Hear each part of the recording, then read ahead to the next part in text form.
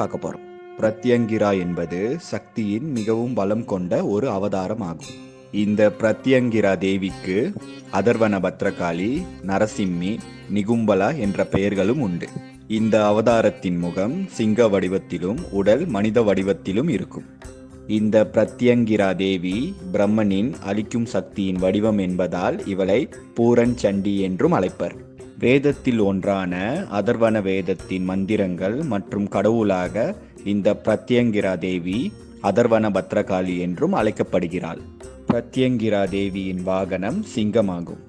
கையில் ஆயுதமாக திருசூலம், உடுக்கை, மண்டையோடு மற்றும் பாம்பு வடிவம் கொண்ட கயிறு கொண்டுள்ளார்.